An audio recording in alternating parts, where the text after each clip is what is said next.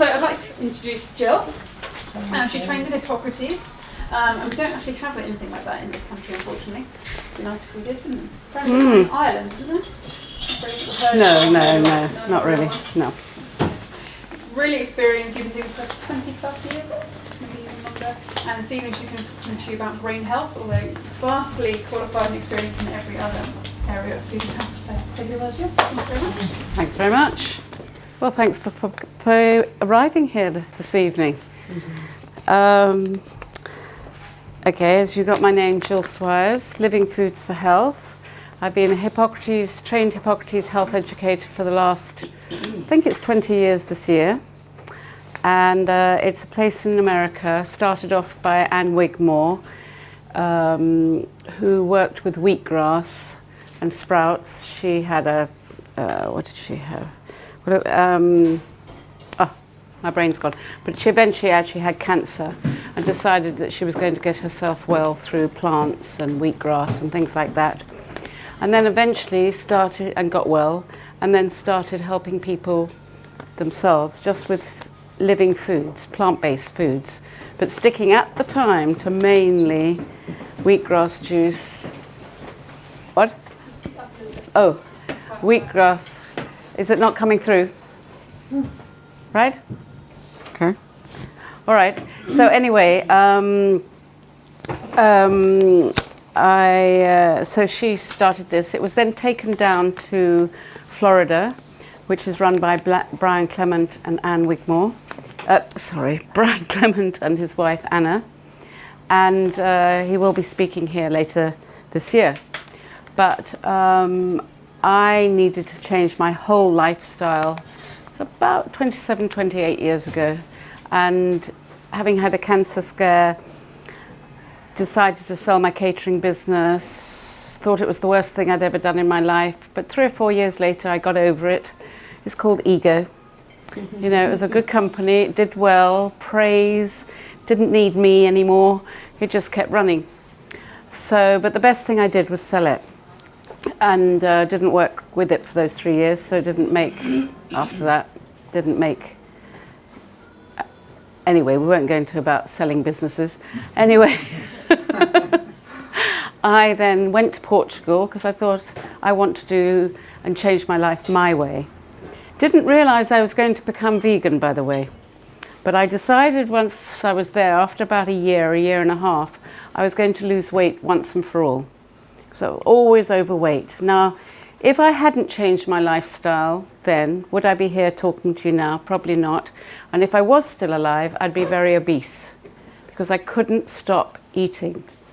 And the thing was, I've learnt since then, it was not being able to absorb as you're eating your enzymes, etc.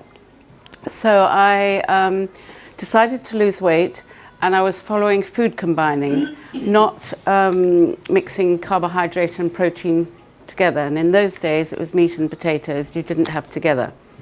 I also, in those days, was drinking, but decided I would not drink when I was out because you had to have a car out there. And someone said, well, you can have at least one. And I said, but I don't want one, I want more. To be honest, I don't think I ever liked alcohol, but I eventually gave that side up because I was getting the hangover as I took the sip. And that ruins your evening. It's bad enough the next day. But so I tried different ones and decided that's it, no more alcohol. So don't touch it at all, I'm not interested. Drink plenty of water and things like that. And then I realized that following food combining, which I think is excellent, but I wasn't getting proper advice. No food is fattening. It's how you combine it. But of course, we all go for the gluten things. We've got addicted to our foods and comfort foods. And so I started studying nutrition. I got involved with aloe vera juice, which I'm a big believer in, depending which ones. And that really did help me. If I'd known about wheatgrass and greens then, my life might have been transformed even faster. In saying that, it's been a great experience because when you teach, the one thing they need to know is you're a real human person. And you know, life isn't always easy. Even if people think you're perfect, no, I'm definitely not perfect, but every year gets easier.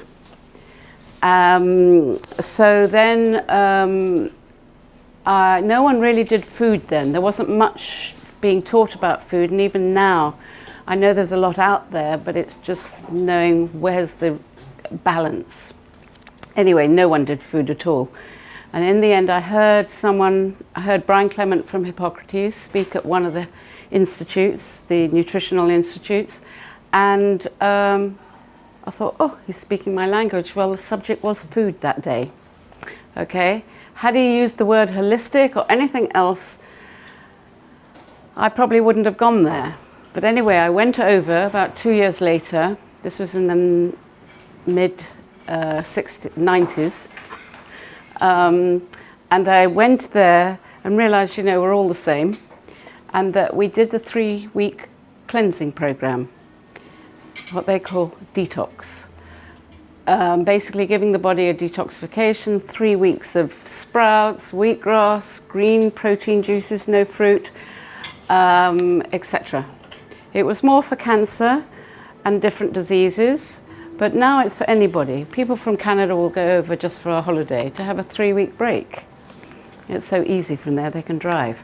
But in general, it changed my life. I came back. It isn't easy to follow their program, and I teach it, but I'm not tunnel visioned. I'm very open and want people to at least do something. And even when I teach, I go out there every year to teach, staying with friends. And whenever I'm speaking to the guests, I'm always saying, there's quite a big program to do, but there's 2 things I want people to do, and that's what I'm going to talk about later. And I just say to them, just concentrate on that, because, I don't want you to give up in a week. And it's the same if you come to my classes or my retreats or anything like that I do. Until you practice it, I'm probably speaking to the converted already, but until we practice and work on something to see improvements in our lives, it's not so easy. So I always believe, make life easy for ourselves, and one step at a time with understanding. But the main thing I do teach, a lot of the stuff that I've learnt through there, and I'm so glad I went there first, because raw food is wonderful. Plant-based food is fantastic. Wonderful and fantastic, all of that. But not all vegan foods, vegetarian foods, raw foods are healthy. Delicious, yes, but it's understanding the balance. Sorry to ruin your evening already, but a few years back, where there was a 3-day cancer conference down in Devon, and I had a stall there, but also, was I speaking? No, I can't remember, but it was a wonderful event. But one girl was told to come and see me, so I was talking to her, and I just knew, poor thing. I mean, I felt so sorry for her, but she had cancer, and she wasn't happy either. And she said, I've been sent to you, da da da. So the first thing that came out of my mouth, which I don't always do this, but I just knew she was living on desserts. By the way, that dessert was delicious. And I just said to her, no raw desserts. Well, she was not happy. She was angry. Well, luckily, a friend of hers was on the wheatgrass stand next to me, and she agreed. And she said, you've got to stop them. Well, whether she's alive now or not, I don't know. But I really felt that, because in her mind, raw is healthy. Okay? So it's like people who think, well, raw meat's healthy. Well, no. Unless you know what you're doing, I would not get into that at all. So it's really understanding, and she really needed someone to sit down with her, spend time with her.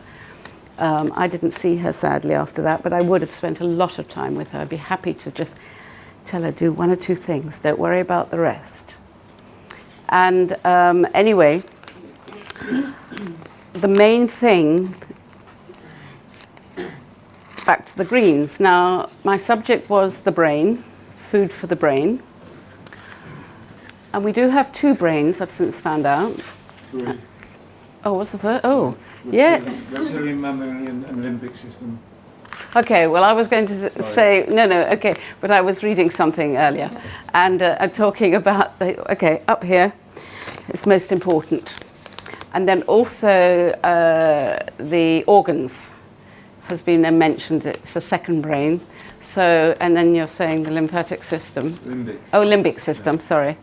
So anyway, but my concern was that a lot of people, or not so much in the raw food world, but is that we're not eating enough vegetables, for example. Now, the things that really help the brain, we want to get oxygen into that brain up here. And obviously, the area needs oxygen, and we need oxygen. Even just going for a walk or stretching is moving the oxygen around the body. And exercise, and I don't always practice what I preach on the exercise, apart from yoga and walking. But all that is giving us oxygen, and we need oxygen. And through the greens to feed the brain, hopefully that's changing my life. But basically, I'm talking about things like wheatgrass, which is a complete food.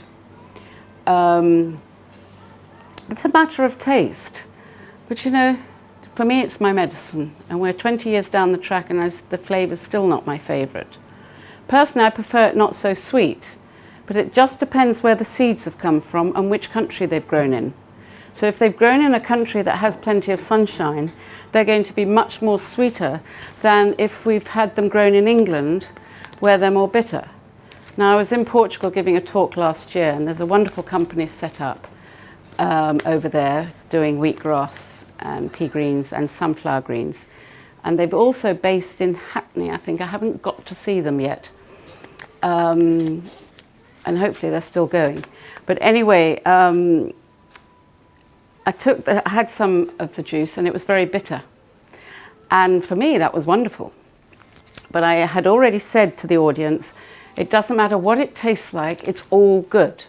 It's usually the habits we get into, which wheatgrass juice, I'm talking about freshly grown and juiced, is it all depends on the seeds and where they've been grown. So anyway, someone in the audience used to work for the company, and he said, oh, I know. And I said, oh, where were they from? England. I went, oh, no wonder, not enough sunshine. Whereas Portugal don't grow enough wheat for them to be able to cope. So it's getting them, it just depends which country. But as I say, I prefer bitter, other people prefer sweet. But it's a habit you get into. Most of the, as far as I know, Akenbury sprouts, for example, theirs is, in my experience with theirs, it's usually quite sweet. But then they often get it from Italy. But all the countries are having problems with seeds at the moment anyway, due to too much hot weather, hard ground, too heavy rains, so it runs away, so it doesn't get in. And then eventually, as we all know, many of our seeds, we might not get them at all. But anyway, we go with that. That's excellent. Then blue-green algae, chlorellas. They do not have B12. I mean, they say they do, but I'm sorry, you need an additional B12. But I've had a few chlorella today. I love it. I chew mine, but most people probably want to swallow theirs. But anything green like that, that's dark and intense. Remember, when you add fruit to it, it's slower food combining. But if you can take it or get into a habit of taking these things regularly, because they're proteins, they're oxygen. As I said, with wheatgrass is complete food, but which officially includes B12 and B17, but we always say take an additional B12, only because, one, it's to help the absorption of the body and the nutrients, and also nowadays the soil, whatever soil you're getting and whatever soil you're using, really it's getting weaker and weaker now. So don't rely on that coming from the soil anymore. Green juices.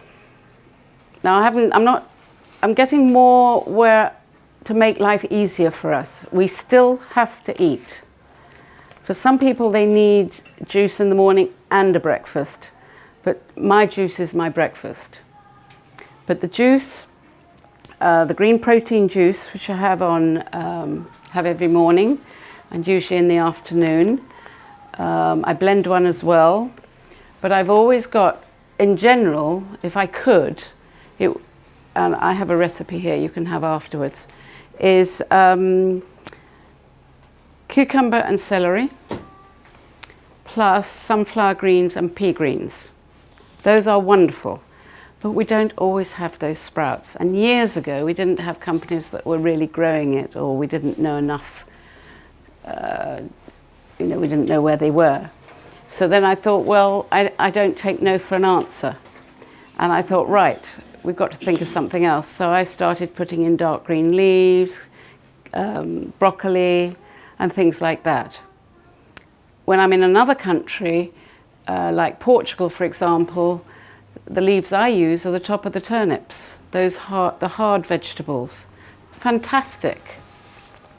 And we throw them away here, unfortunately. We don't even give them to the cows. So these are the sort of things which to me is really helping the brain, is getting it in, not drinking too fast, and drinking it slowly, and getting into the habit. In the beginning, it's cleansing and giving the body a detoxification, so it's all new to you, even if you've been on raw foods, because I don't know what you've been eating. Sometimes having the green juices is difficult. I'm someone who will say add lemon juice to help the flavour, but if you have the fruit, that's up to you. I won't ever make anything with fruit other than lemon or lime juice. Because if I make something with the fruit, or if I made a almond milk and I put the dates in it, you're only going to remember the dates, if that makes sense. And so I feel that I usually do it my way. Now, often people say, oh, I don't like the taste, etc. But sometimes when I make it with them, or they're at my workshop, or I'm doing a one-to-one, etc., once they've tasted it, when I've made it, okay, it's never going to be exactly the same because flavors change. But suddenly one person originally said, oh, that's just like mine. Oh, okay, I like it. But because we're so used to sweet, we can't imagine, juicing something with kale, or not on its own, it's too intense. But let's say, what a difference from that lovely cake we had just now to some kale as a juice. Suddenly it's bitter and we're used to the sugar. Okay, that does make sense. But just so you know, it's all changed my life. So I can't guarantee that things will prevent us from future ailments, but I do think that we're a wonderful group here, from what I can feel, is that we're thinking of preventative. We're thinking of the future. If things hadn't changed the way they did all those years ago for me, well, if you told me this 30 years ago, I'd just say I would have poo-pooed it. I'd have just said, ugh. Because I didn't want to try. It was just, I was food addicted, and addiction for foods and cravings for foods, we've got to change that. So one of the things that I've learned through all this is having my protein drinks, or my blended one, really helps with my cravings. But if I don't have those, I'm looking around, I want something sweet. I'll even open up the cupboard and look at it. There's not much sweet in there, but I'll go, oh no, I want crap. I don't want healthy sweet, if that makes sense. I do not go out and buy it, but it brings you back to go forwards again, if you can understand that. So, as I say, I usually take it twice a day. I do a blended one as well. I believe in that every day. I'm putting avocado into it. Didn't have avocado the other day, so I put some linseed oil in it. I do think the brain needs oils, but if you can, not too much oil. I think we need to work more with nuts and seeds, and avocado. But I'm more someone who would suggest, this is coming from me, is with the nuts and seeds, because we don't always chew them correctly, then if you can make break them down in a food processor, for example, and then you mix them into something. Now, so when I mentioned this the other day to someone, I said, just make yourself some quick burgers. You know, it doesn't matter, you don't have to dehydrate them. You can make them so they're actually quite tasty anyway, but if you want to dehydrate, leave them in for 3 or 4 hours. And because I find then you digest them much better. You know, we chew on some nuts, oh yum yum, take some more, yum yum, and if you happen to look next morning, you'll probably see too many bits coming out, but we don't always turn around and have a look. So it's trying to help break down and help our digestive tract, if that. Can soaking nuts help them? Oh, very good point. Because I've noticed there's a lot of things going out right now where no one's soaking nuts. Soaking nuts is very important, and then dehydrate them. But I still think you can eat them wet. That would be easier, but most people are not going to enjoy that. Or put them into your, put them into the blended one. I don't put it in my recipe, but yes, if I had some I had to get rid of, I'd put them in there. Or if I had some wet ones, I think, yeah, I need some nuts, and put them in. But soaking your nuts is vitally important because we're removing the toxins and the enzyme inhibitors. A lot of people think they're allergic to nuts, but in fact they just have an intolerance. For people who really are allergic to nuts, be very careful. But in general, there's more intolerances to nuts. And also the other thing is too many people are eating too many. And I heard a few years back that raw foodists were having heart attacks. Now I've heard in the vegans and the vegetarians that they're having heart attacks. It's just they're so heavy that the liver is having difficulty breaking them down. So, if we live on, I was away last week in Lithuania for the Lifestyle Medicine Conference. They have it now every year. They're trying to pass things to do with plant-based foods through the university there, and it's going to be in English, and it just depends on the government. But it's been I've been visiting for the last 5 or 6 years. It's always, this time it's really even more interesting, I think. And it's medical doctors from the States. Anyway, we won't go into all that bit. But I went to a vegan restaurant. The food was superb, absolutely superb.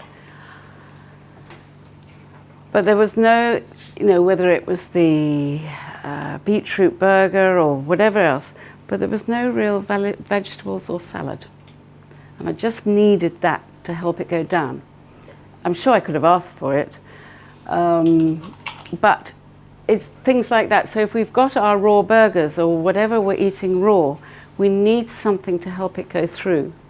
The example I gave actually is we used to make carrot cake, raw carrot cake, through a juicer with a blank blade. And so you put all the mixture into the bowl, carrots, nuts, etc., or whatever you use, goes in there. And we put it through the juicer and out it comes, voila. But if I put the nuts through on their own, I did do it as a test on a Green Star, and I broke the gears. I did it deliberately. Don't worry, the company were very good and gave me another pair. But I warned them because because people just said, no, I've got to do it this way. And I thought, well, I want them to realize that they will break the machine. So I use that as an example to do with the liver, because just putting those nuts and trying to eat it and push it through, it's hard. But by having the whole of the recipe in there, the carrots being the main one that's helping it go through. So I have made carrot cake with onion and garlic before now, because someone told me they didn't like onion and garlic, so I put it in the dessert. So and apart from one person who smelt and he went, "What's in here?" And he was a chef, so he guessed. But apart from the rest, they ate it happily. And we have onion ice cream, onion marmalades, various things like that. There was some at the food show yesterday in Excel. So any questions at this stage? Yes, you said not too many nuts. What's the portion that you daily recommend? If I have nuts, I usually only have them a couple of days a week anyway. But because I have sort of, but it's a handful. It's not too many. You don't need so many, you know. It's a handful, which is not 5 or 6 probably max. They say with the oily nuts, you only need a couple. You know, Walnuts. no, what's that? I love my favourite. I can't think what it is. Brazil. Brazils. Admittedly, if I've got them sitting there, more than 2 will go in my mouth. But I don't eat a lot of nuts, to be honest. But then when I'm starting to get them ready for soaking, somehow they just happen to go in my mouth. That's my food addiction side. But nowadays, by the way, with food addiction, I haven't got those cravings. And as I say, unless I'm unbalanced.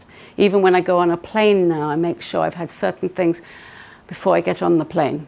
Because you can't take stuff with you, like my blended one and my juice, but I need the blended one as well. Otherwise, I'm starving for some reason. So what's better, chlorella or spirulina? Oh, well, I'm a big fan of spirulina now.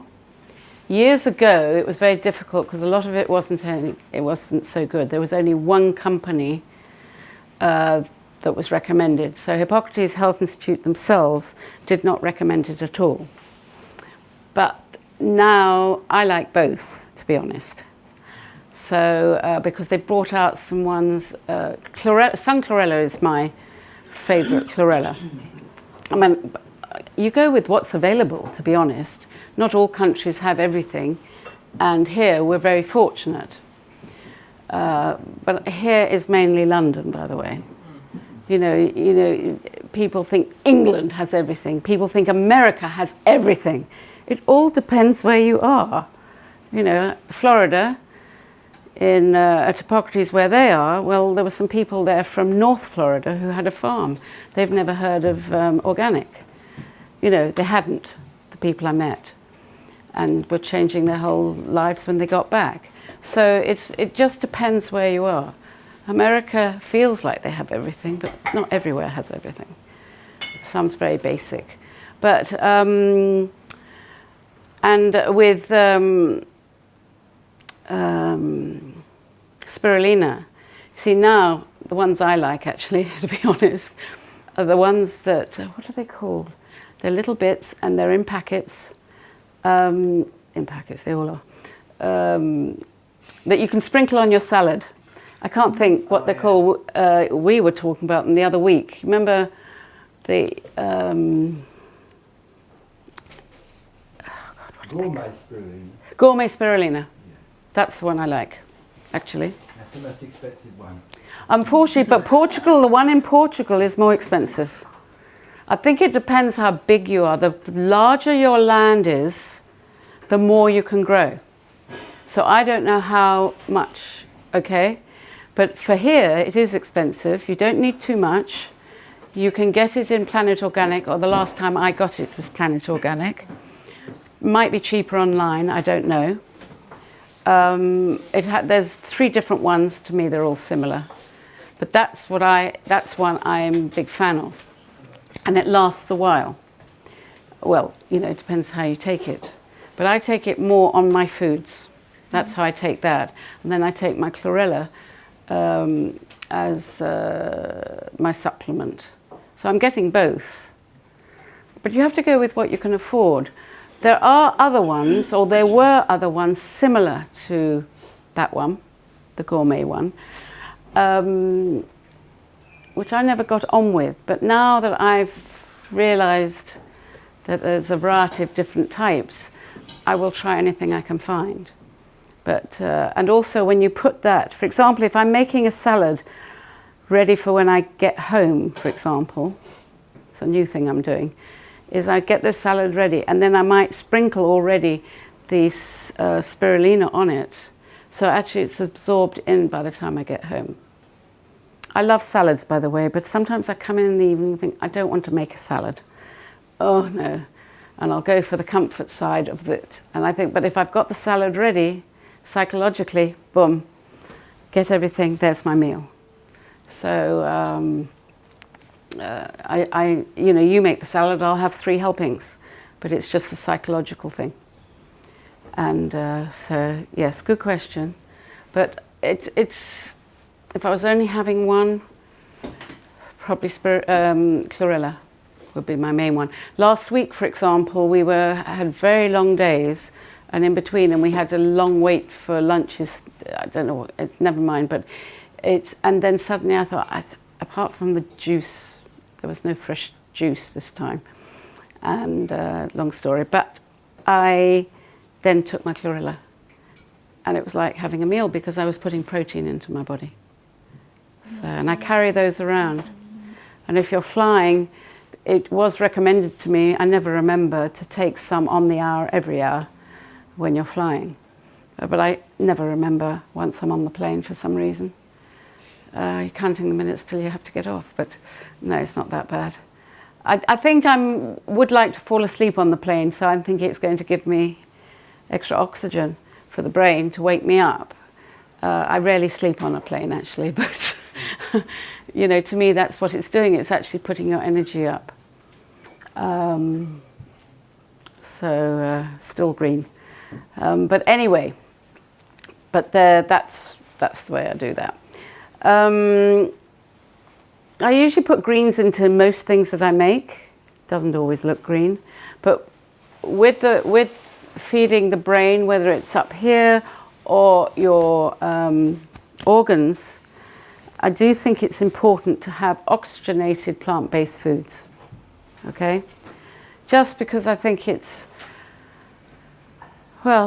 changed my life. I always thought I liked vegetables until I had to get into it. It's like once you have to give something up, suddenly you want it. It's like getting people to give up cheese is very difficult. And I heard today that it's the casein that's the addiction. I don't know enough about it, but I always thought it was the lactose in it because that's the sugar content, but it's the casein that's giving us the addiction. There are now 2 companies doing cheese, or might be 3, making vegan, raw vegan cheese. Don't know if you've tried it. They do a butter as well. One is Mouse's, and the other one, the one in Planet Organic is not Mouse's, it's the other one. At Green Bay, they sell the other one. But if you look online, it's Mouse, Mouse''S. If you look that up, they're not cheap. But they're fermented cheeses and they're raw. They're different to what I call the vegan cheeses. And, you know, if you've got friends or whatever, but you don't live on these things. That to me will block all the oxygen too much. But for... So are you saying that cheese blocks oxygen? Well, no, I'm saying I think it would, okay. Because we're trying to get to the brain. Mm-hmm. To me, what happens if you think, to me, cheese, if you're going to eat cheese, it's sticky. So to me, it gets stuck in there, okay? When I used to drink, but when I was younger, before we went out, we were supposed to drink a pint of milk. I hated milk, and I stopped very soon, probably. As soon as I could after I left school and college. But I always said, well, right, it's going in the stomach, so it's lining the stomach so it doesn't come out. But it's a sticky substance, so even if you put cheese or milk sitting on the side or by the cooker or in a warm place, just look at what it's doing. It doesn't actually leak away. It just goes, it looks a sight with a bit of a shine on top. So that's the way I look at it, you see. And thinking, well, okay, so it's not leaving. And the cheeses, the raw fermented cheeses I mentioned, are they are made with nuts, cashew mainly, I think. They do an almond one. I'm not so keen on. I have tried one or two. And for someone who never liked cheese, me, never liked cheese ever, even though I had access to it through catering, etc., the Moose's company, or Mouse's company, they do a very good brie. And I'm going to teach in France for 3 days next week. And I thought if I can get some of that brie, they come in little ones like this. I thought, well, they deserve a treat. So, you know, I actually think the brie is wonderful, and I couldn't stand brie before. So, but remember, it's nuts, but you just can't live on those, and don't get into too much of a habit. Okay? Any questions at the moment? So I work with questions. Anyway, let me check, because I left my notes behind. Okay, things like vitamin E for the brain, which are coming through your sunflower seeds, your nuts, your avocados, which is also high in vitamin C. Sprouted grains. Sprouts as in, I was reading an article today and I thought, oh, what a lovely article, till I realised they're talking about Brussels sprouts as a luxury vegetable. I don't think most people think of that as a luxury vegetable. I do make a hummus with Brussels sprouts, but with sprouts like sunflower greens, pea greens, buckwheat salad, alfalfas, the whole range of those sprouts, start adding them. The more you start, if you can grow them, great, but the more you add to your foods, what a difference to one's life. It changed my life. I don't always have sprouts around, but that's why I got really involved with the green vegetables, very much so. So, and if we haven't got certain things, we use something else. In other countries, they don't have as much as we have here. But I still work, they've still got plenty. It's just, I go with what's available. But the greens are the most important part for me. Then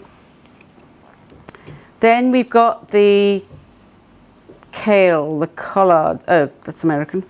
But collards, because someone's determined to find them in this country, they're just large of green leaves, a large cabbage leaf. Spinach, broccoli. Though they say peanuts, I don't recommend peanuts. They're not something we use. There's one or two, and cashews is another one we don't use very much of. Though I do agree, they do make some of the food dishes beautiful. But they're supposed to be unripe. They have to be picked early, otherwise, this is my version, have to be picked early because the poison of the flower, if they're left to ripen, then the flower becomes poisonous. So I think that's where we probably had problems with peanuts, especially with children around the world. Is it Yeah. easy to wonder about vegetable-based collagen? Because I've been having a bit of a argument with my friend, and I've got I'm trying to heal my gums from like years of abuse. Yes. And so I basically got, I think it's bovine collagen in powder form. Mix it with my smoothies, but we were talking about like an alternatives. Do you have any ideas about alternatives? Well, the way I used to have problems with my gums. Gosh, when I think back, to me it's the greens. Yeah. And wheatgrass, exceptionally. Yeah. But it's more what you're putting in the body that's fresh. Right. Okay, I'm not against powders. Yeah. There's certain companies I would suggest when we have them. But I do think like drinking wheatgrass, holding it in your mouth, sometimes you're going to have to spit that out because you're actually working on the gums. There is actually a video out. There's only one video. It's one woman, and it's just the only one actually, I think, on YouTube, and she's talking about loose teeth and actually gurgling with wheatgrass, and how that had worked for her. And I personally do like to mix as powders wheatgrass, chlorella, and spirulina, and obviously wheatgrass is sweetest, so I usually have that at the highest amount because I prefer sweet. Well, you can't guarantee if it's, this is powder you're talking, where you can't guarantee that what's going to be sweet in the tubs anyway. Yeah, because Nature's Living Superfood by Kiki Health, that has a complete balance. I happen to know the person who makes that in the States, perchance. So to me, that's one of the best. I hope they continue to bring it in.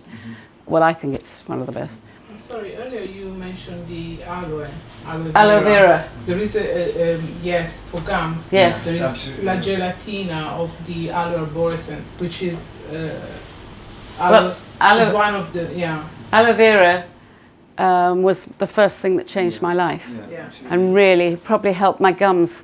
In those days, didn't know what I was trying to improve. Yeah, I thought I was fine. Yeah, it's a difficult one because it's hard to keep. I find it's hard to keep a program because there are so many different healing products like green tea every morning, etc., and trying to, like I stopped sugars, but then I do like honey and I like organic honey. I was also wondering, am I attacking my system You might with be. organic honey? It's not raw organic; it's organic honey. Honey is more or less 100% sugar. Yeah. I'm not saying, don't worry, I'll upset everybody. But I actually did buy some honey at the market that they'd grown themselves. And I will agree, it's good. And when I wasn't very well, someone said to me once, a few years back, she said, I know you don't agree with honey, but I'm sure if you took a teaspoon, it's going to make all the difference. Sure enough. It's just that we don't live on it. Yeah, I You know? agree, I think. But you know, the more you're drinking the greens, the less you'll want the honey. Right, okay. But if you're working on your gums, which affect your teeth, then aloe vera juice and the green specifically as well, mix the two. I'm still a big fan of aloe, even though I'm a different person. You know, in the old days, I couldn't be here. I'd be asleep already. So how do you take aloe vera juice for your gums? You would actually I mean, personally, I want to see people drink it.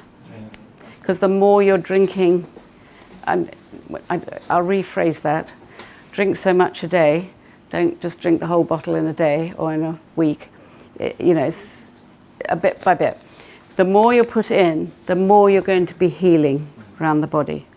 But also, if your gums are that bad, the way you were describing, then I'd also probably roll some round in my mouth. But then you mustn't swallow that.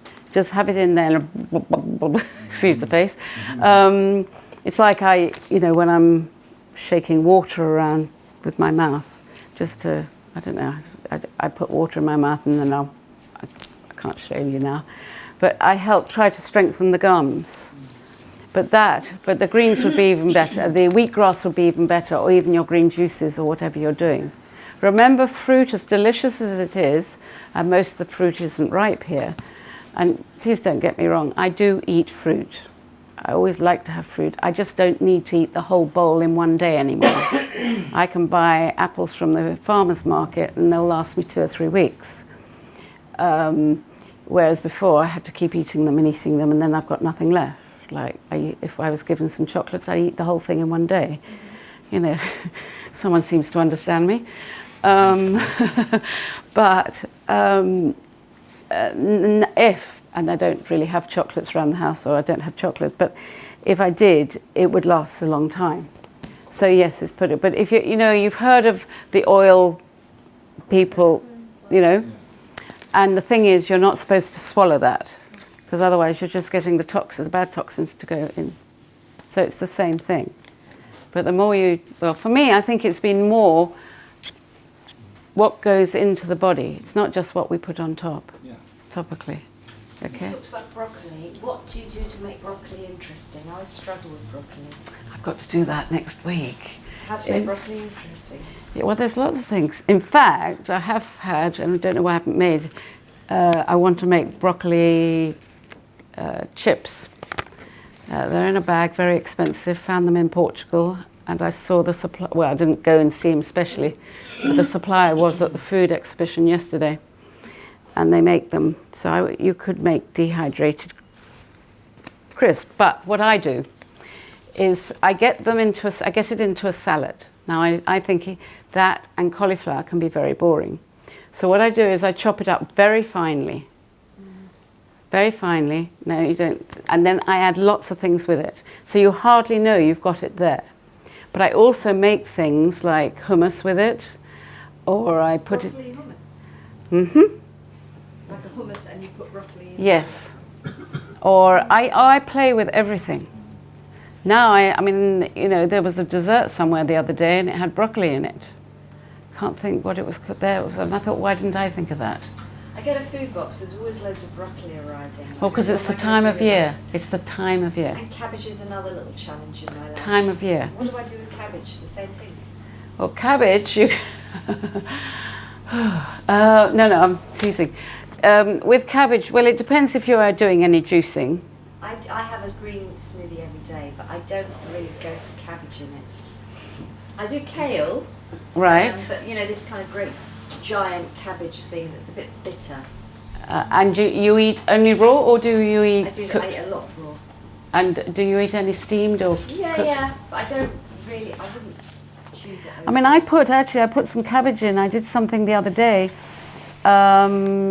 chili con carne without the carne, and it was for a potluck, and I'd done it in the dehydrator, but I'd made it like a chili con carne, and I'd actually put layers. I did one with courgette, another one I did with layers of cabbage, but I sliced it so it wasn't so difficult to cut later, but I did layers of the cabbage.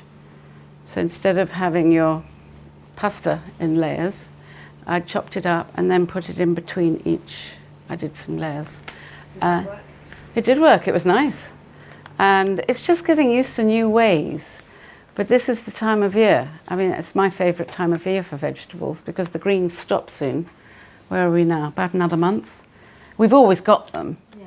But the farmer, you notice the difference at the farmers' markets. I think I've got this gadget that you can chop things up really easily Yes. with, and actually maybe I should do that rather than just sort of let it disappear into thin air. Go, you know, and do anything with the cabbage.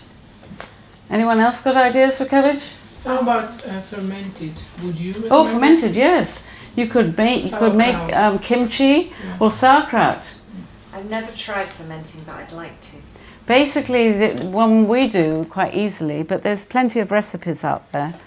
We just chop up the cabbage extra fine, and this is when we do use fruit. We line it with seaweed, something like kombu or any leaf. So I line the pot, then put the cabbage in, some in, then put half apples, cut apples in the middle, about 2, and then cover it again, put more seaweed on the top, and put some heavy weights on, and that's it. And about 3 or 4 days later, it should be ready. Keeps for a long time. With vinegar, did you say? No, we didn't. No, we don't put any of that. Everyone's got different ways. But YouTube, there are plenty. there's so many recipes on there. You know, I say to someone, if you haven't got, let's say you hadn't got that for a recipe, but then you're going to use cabbage instead, or if you haven't got cabbage, you use something else.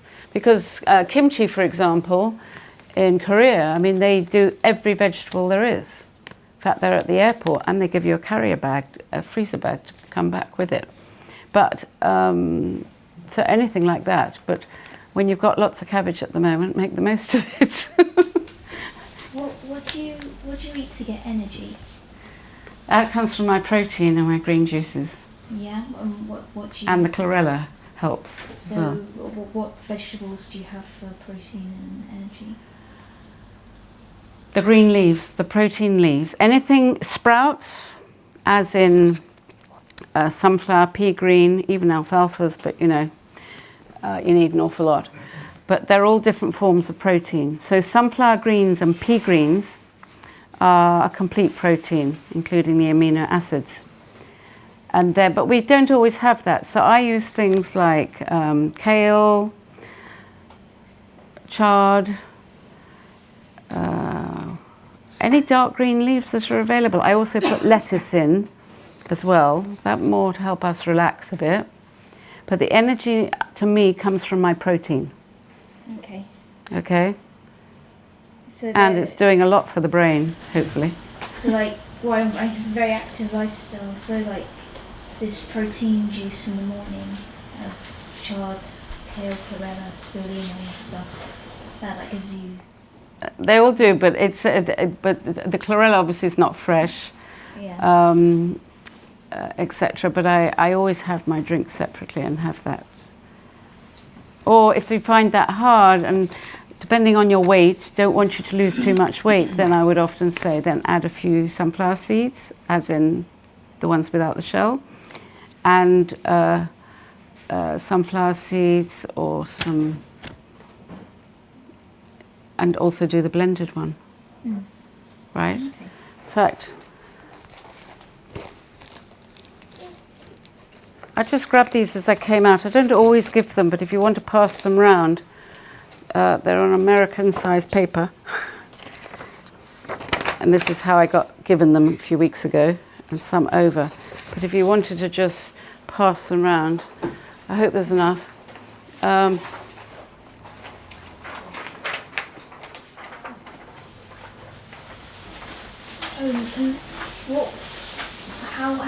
do bananas affect the brain? The bananas is a difficult one, and to me there's no oxygen in there at all. Okay. And bananas are more for exercise. In saying that, if I'm doing a banana dish, I'm going to eat a banana and I'll be going to bed in about 2 hours, and I won't be running around the block. But that's because it's there. But bananas, it gives you quick energy, Yeah. but then it comes down again. Whereas to me, you know, I don't drink tea or coffee, but my caffeine to me is my green juice, but it's ongoing. Yeah. You know, it's more of a calmer version of caffeine. Sorry. Yeah. What's your thoughts about cacao? Do you, because lots of people like David Wolf speaks a lot about cacao and. David has amazing knowledge. Wolf. He has amazing knowledge. But originally I knew him, you know, if it was cacao, he was selling a lot of cacao. Cacao, for many people, they think it's very healthy. Personally, to me, it's caffeine.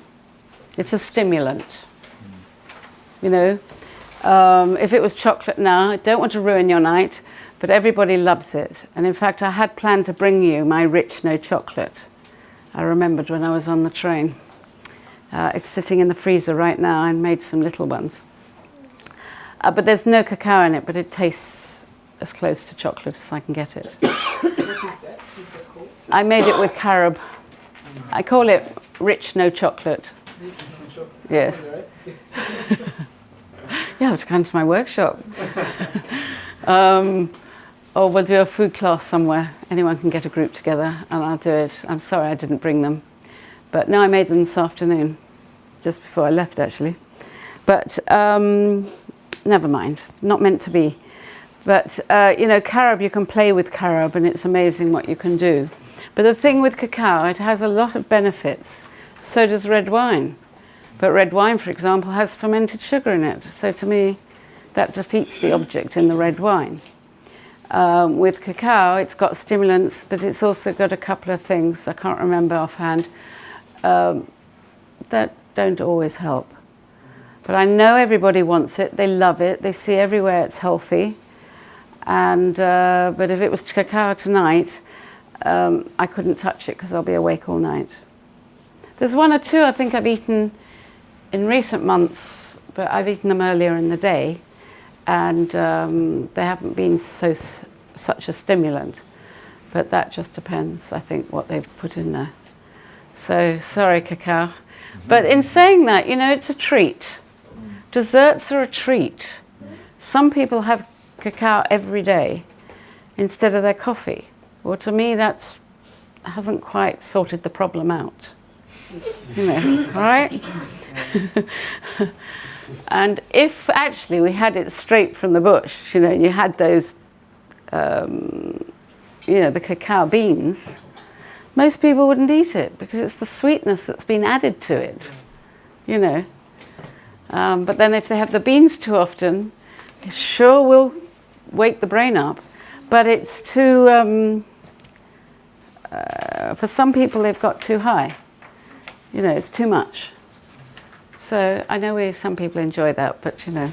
I think there has been quite a few kind of what almost seem like fanatical groups. That Yes, there are. Kind of doing these cacao, like shamanic, sacred Yeah, cacao things. fine. And it's like, I'm not knocking it because I don't really understand it, but No. by the way you're describing it, it does seem a bit like slightly bloated, you know? Yeah, well, I know when I started I used to make different dishes, but obviously without cacao, with carob. And then one day, you know, people are going on about it, then they come to Hippocrates and they're talking about, I thought, right, that's it. So I made one and I said to the chef there, well, I've decided if you can't beat them, join them. And he went, but you haven't joined them, you've actually beaten them. Forget the full expression. The only thing is I do it with coconut oil at the moment, and I really need to replace the coconut oil because you need refrigeration. Right. Coconut oil, you know, it needs refrigeration, end of story. So you mix the coconut oil with... Carob. Right, carob, because I would like use coconut milk perhaps. There's different types. Oh, well then you'd make... Thick. Yeah, but it's the setting. Okay. It's the setting. Right. And I use other things to make it so it tastes like more of a milk chocolate. Because years ago there was someone who made a raw, what did she call it? Toblerone. So I did that. I always say, you know, before you make your own recipe, do the original, then work around it. So I did it, and I was really disappointed. By the way, it was very good. But of course, when I was younger, I liked the milk Toblerone, not the dark chocolate. So of course I wanted the milk Toblerone. But I've actually tried to do that with my carob things. If I've got the right powders, lucuma or one or two of the things, you can get the milk tasting. And I know a lot of people. Okay. Questions? Okay. I would like to say it's not just the food. It is getting fresh air, or as fresh air as you can get it for the brain. We need it. And just because it's cold out there sometimes, or to me, I think cold weather is good. Yes, I love the sun. I hate having to wear so many clothes. But in saying that, I've learnt to appreciate different seasons. And yes, I'd rather have sunshine all the time. But I do notice when the weather's cold, or I love the wind, anything like that, I feel really clears my head, clears everything. I know many people in this country now are very frightened of the wind. I'm not sure why. Yes, I don't want hurricane weather, thank you very much. But I don't know, but maybe as a child, all I remember is we were pushed outside, come back at lunchtime, rain or not. Windy weather, we were by the ocean, and you just went down there and played. And I think you had no choice, so maybe that's why I love the wind, as in fresh air. But I do think getting outside, doing exercise. I actually was at a talk this morning, a breakfast meeting talk, and they were all doctors, but they were all talking about exercise. I hope it spreads through the NHS completely. One of them was NHS. Can't remember his name offhand, but he's very much into exercise, which I thought was wonderful, because I've not heard any of that through that. To be honest, I thought it was showing what they would recommend for breakfasts, then realised it actually was a talk on exercise. But even for me, I needed to hear it, just for me, because I'm lazy. I love yoga and I love walking and love stuff, but really getting myself going unless I'm in a hurry, I can be quite lazy. And also because what they were talking about was how we all sit on our backsides too much now with the computer. And what a problem it is. So if I could get people to go outside the whole time, it would be wonderful. But most people don't want to, or they're too cold, they're worried, we're not getting out there enough. I know with the vitamin D, they often say it's the lack of sunshine. I personally think, and I'm definitely not a doctor or a scientist, and don't even plan to be, but I do think we just don't get outside enough. We go from here to there. Even at the weekends, I get the impression people now don't do the Sunday walks or whatever they do at weekends. It's the computer, And we just sit there. Someone's agreeing with me. So think about it while you're young. Well, one guy was from a school near St Albans, and they're now educating the children, but they're asking them what they want. And he said they don't all agree, because they don't all like exercise, and many schools don't do exercise at all. That's off the curriculum. So they're trying to bring all that back, but it's going to be a long slog. But he said they brought someone in who's also a doctor, who, gosh, he looks fit, and he wouldn't sit down at all. He said, for example, if there was a meeting here, he'd say, right, you must all stand, I think, because we get too comfortable and don't always sit properly either. And I do think a lot of people, because we're sitting on the computer, this area on top of our butt is going to is seizing up, because there's a lot of people who are not walking properly these days and who've got walking sticks, and they're too young. Everyone's too young for this. Anyway, going off track a bit. So my advice would be, I've put a recipe there. Let me just check what I've put. I have added fennel now and lime or lemon juice. The two of those I found help sweeten, and I'm not talking about the lime and lemon itself, it's the combination. I'm trying to get it sweeter without adding sweet, if that makes sense. I had a drink, Religion, I think, and I went, oh, it's got apple in it. And they went, no, it hasn't. Now, theirs aren't all freshly made drinks, or they add a lot of what I call drops of flavours into their bottled drinks. I plan to pop in there tomorrow, actually. I haven't been for a while. And this particular one, it really tasted to me as if apple was in it. And I looked at the ingredients, and he said, no, it's got chlorophyll and it's got this, but I think it's liquid chlorophyll, okay? Come from maybe Nature's Sunshine or somewhere like that, or whoever makes it for them. But it was quite interesting. So I was intrigued to know exactly. Twice they said they'd send me an email, exactly what was in it. Never got the email, when months later now, which is fine. But then I thought, right, I'm going to work on this. So I actually have bought some of the drops, which I've not used, but I'm trying to do it through the vegetables, because I'd rather people try to get this, try and help ourselves. You know, our fruit in this country is not ripe, soft maybe, but it's not ripe.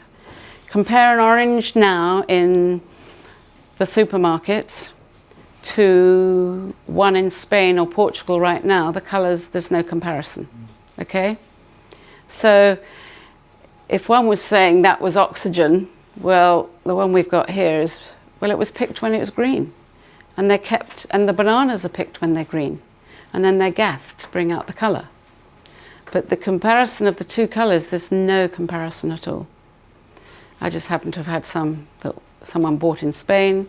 You know, I love oranges when they're real, but they are acidic. But in saying that, if I get one from a tree, a real tree, then I'll go for it. So figs in Portugal, most of them come from Spain, unfortunately. Nothing wrong with Spain, but they're picking them, especially to sell to stores. So they're picked a long time ahead, a few days ahead. If I go to their farm and pick them for myself, which I did once, then I can get the soft ones.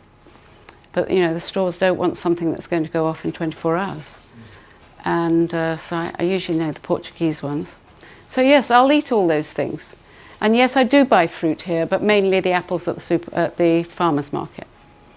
But I try not to have, I don't want that in my drinks. Maybe years ago I would have, had I been the option, I'd have gone for the sweet. But now I've gone past that. I'm not perfect, but I've gone past that. So it is the green oxygenated plant-based foods which is vitally important. But with the recipes I've given you, it's an easy guide, okay? And the one on the right should say, I'm not sure why it's basic. It might be basic energy soup smoothie. I think it is protein anyway. The greens are the protein. But you can add other things, but I'm just saying get used to a taste. Sometimes when I'm teaching it, I say it's a glorified guacamole with extras. You know, because that, in a way, if you left it extra thick, would be a very nice guacamole. I've also put chili in there and stuff like that, but not when I'm doing the first class. But, you know, for some people, they want high flavours. But you've got to, I just think it's important for us to think about the future and think about the oxygen that's going into our bodies. You know, it's bad enough being in London, and the pollution's getting worse, and it's not helping. But we've chosen to be here, or, you know, we haven't got much choice. So we have to make do with what we've got, but we can actually help ourselves from inside. And yeah. Do you think we can absorb all of this kind of goodness that we put in? What we put in? Yeah. A very good question. Can we absorb it? Officially, yes. But for some of us, it's not so easy. And I mean, I do take digestive enzymes now. Oh, I did before. Then I stopped. But I've noticed different recently when I got back on them again. I hate routine, but all my life. But you know, these things are important. So officially, if we're chewing, eating, drinking slowly, because I drank too fast at one time and I wasn't absorbing at all, I stopped my B12 and I had no absorption. After about 4 years stopping it, I suddenly thought, I believe in what we're doing, but I was sort of getting the headache. If it had come tonight, it wasn't a migraine, but it was awful, like a hangover. And it was awful, and I couldn't have been here. And then I had a SpectraCell test, which is testing your cell absorption, and there was no B12 at all. And my calcium was, you couldn't see it. But as soon as I went back on the B12 again, transformation very quickly. It didn't go up quickly because I didn't take enough. But that was not, I wasn't worried. But it is about absorption. But it is, you know the way everybody's eating, and I'm sure some of us are all at fault too, is that with the way our lives are, we're eating too fast. Or we're on the phone, sort of eating here, or we're watching something, or we're on the computer, but we're not actually sitting and eating our meals as we used to. We've got a B12 supplement. Is that sufficient, do you think? A B12 supplement, like from Solgar or something? Well, I get one, Life Give B12, which actually came via Hippocrates. I don't go for all the stuff, but I go with what's available. But that one is in this country, but that I just have that all the time because it saved my life. I mean, I was feeling so unwell, you know. But as soon as I put that back in, put it in, it changed. So I'm a big fan of B12 Forte. Okay, thank you. You know, of course I didn't stop taking when it went up, and I took 4 a year later. I then didn't stop them because I quite like taking them. They're tasteless, but anyway. But then I had to stop because eventually I was getting too much B12, and I worked out I could feel it through the blood in the body, and I was getting a lot of palpitations. So. Is putting like meals in the fridge, does it take away nutrients? Okay. Like before? What I wanted to say, don't worry, very good question because I do that. Freshly made, of course, is always best and the most nutritious. Freshly made is always best. Now, I make food, or we all do, I think, and we put it in the fridge. And we'll eat it later or the next day. Same with the juices. Freshly made is always best, most nutritious, the best flavour. but I have made mine for the day, or I've even frozen it. Okay? Freshly made is always best, but you know, everyone's got an excuse not to do it. I have a friend who I'm planning to take some food back today, and she, oh yes, she runs a school, and a young school, but at the end of every term for years, all the staff have had colds, etc. And then in last couple of years or so, she started making a load of juice on the Sunday, freezing it, and having it every day for the staff. And she also does the chlorella. They will buy the chlorella and share it. And it's made such a difference. So freshly made is always best. And if we can get it freshly made, fantastic. But you know, when we buy things in the store, it wasn't made just before you walked in the door. You know, and if you've got it at home, some people then won't make it when they get home because they can't be bothered, and then they'll just go for the comfort side. So of course freshly made will always be the best thing, but as soon as you cut anything, it's going to oxidize anyway, you know. So but that is a good question. It's just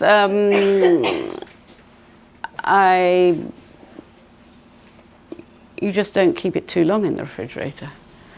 So Right. the night before is fine. Oh yes. No. Oh, I would say so. I heard this is a very vague thing. It's something about when you chop garlic, 10 minutes later, that's when the protective enzymes come out. I don't know if you've heard that before. You don't, if you like put it on salads or whatever, it's like there's a kind of a time for when the enzymes come out that makes it the best time for garlic. I don't know. To be honest, Yeah. I've heard something, but I don't know. Yeah. I'll eat it anyway. Yeah, of course, yeah. I think it's brilliant stuff. Banging stuff, yeah. You know, garlic and onion, I think are very good. Excellent. I'm actually interested in Ayurvedic, where they don't have onion and garlic. I won't be giving it up, but I am going to study it. But I've also experienced what happens when you have onion and garlic, but you need to gain your energy. And I've thought, what's wrong with me? And I realize it's the onion and the garlic. And so I haven't got the explanation, but I know for various reasons they don't use it. And I think a lot of it's to do with energy as well. Yeah. At least one of them was telling me that. Yeah. I remember I've heard that before, but I can't read that. But don't give it up, it's Yeah. wonderful stuff. Because you're a fan of aloe vera, I would Yes. love to ask you what's the difference between the juice and the gel, and if actually the juice that we buy in the health food store will make a difference. Okay, aloe vera, through my experience, I was in Australia, and it was a company I was with, which have pulled out, I think, because of Brexit.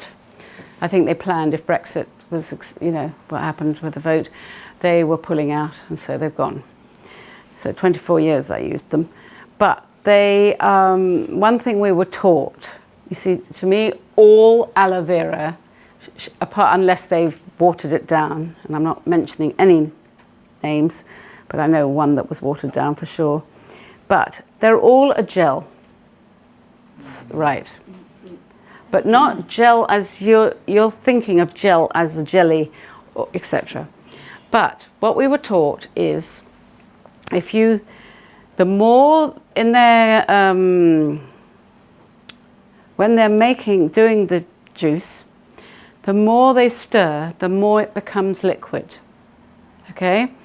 And there was something in the food, in catering, I remember, there was something, I can't think whether it's corn flour or something. The more you stirred it, it stayed liquid. Leave it and it set hard. But this, the more you stirred. Now, I happen to enjoy the aloe vera, aloe ferox it's called, but it's just another form of aloe vera. Kiki Health are selling.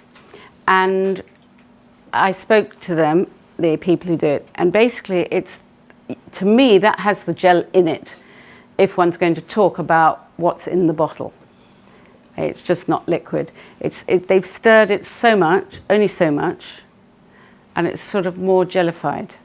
Now, you can still drink it, Now I saw another one, also Aloe from South Africa, at an event last year. They were both the same.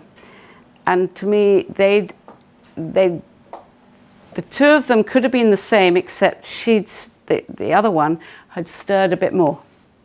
So it goes further. Works out expensive, unfortunately. But to me, they're all gels. I mean, aloe vera is a gel. It's a thick piece of jelly. And officially, they shouldn't be adding any liquid to it. I just happen to know one or two in the past.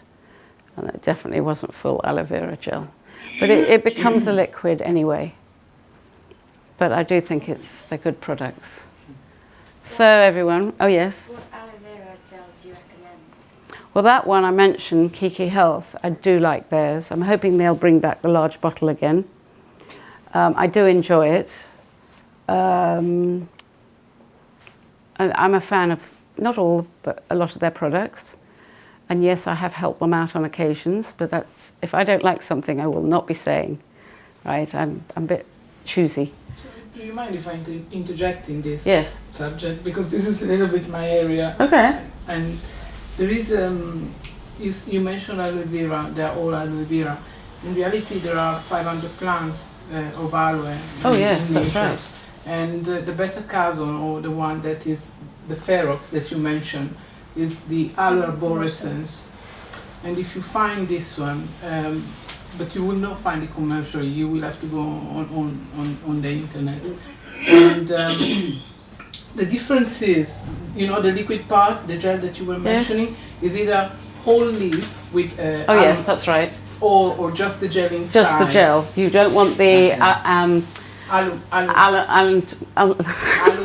there's two, yes. the aloin and the allantoin or something.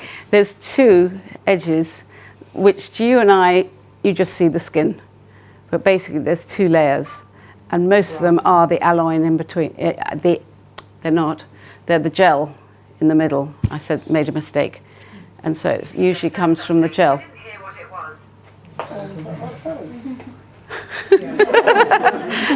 Welcome. It turns itself on, sorry. So basically, if you're Mine does that the if I've aloe, crushed it, I think. Aloe arborescens will be, arborescens come from tree. The word is Latin, tree. Arborescens is the best. And the aloin will help with the digestive system. Oh yes, it's another cleanser, nourisher, healer, helps with inflammation.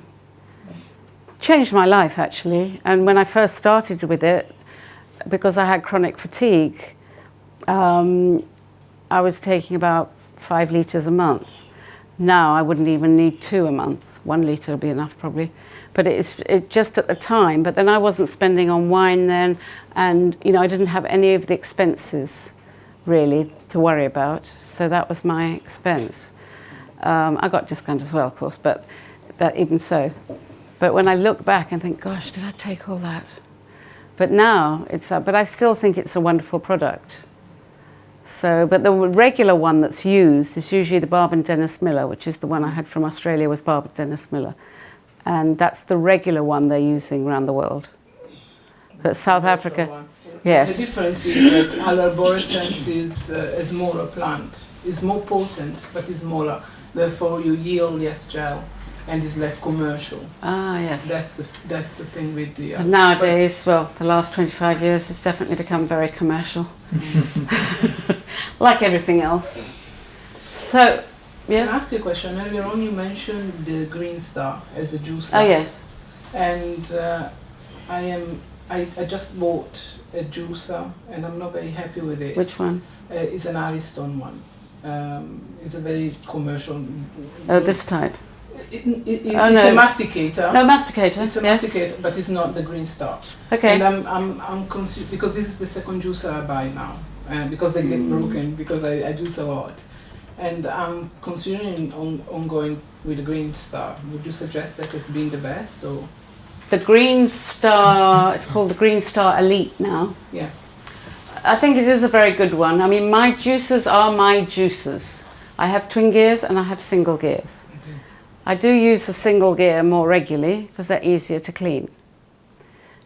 Someone came to me with his daughter who was very sick, And it turned out he had a Green Star for the past 3 years and it's still in the box. You know, she was so shocked. But once I was talking about it, you know. So the Green Star Elite is excellent. There's the other one, can't think offhand now. But the single gears are normally the Omegas. I've got the Oscar, and I've had it for years and juice a lot. You will recommend this one? Yes, I mean, that is a twin gear, remember that. The single gears, I find you can do more. The single gears, yes. The twin gears sometimes get a bit tired or things get stuck. But the twin gear, you're getting more flavour and more juice out of your vegetables. Okay? And, you know, I use mine. Someone asked me yesterday, the speeds. I said, you know, to me they're the same. They take me the same length of time. It's not about getting faster, it's just you do your stuff every day, you get into it, and it becomes a meditation. You know, it really does. And as long as you're not going to your laptop or you're not going to the phone, just get up and do it. Or if you leave too early in the morning, so you make it the day before. Or freshly made is best, but if you have to freeze it, fine, do that as well. And Planet Organic, for example, they now do nice green juices. I think depending which Whole Foods, they've got a nice variety. Some are ready done, or you get them to make it for you. So I think I've gone over time. So I'm still around afterwards, but I have a feeling I have to stop. Thank you. Thank you.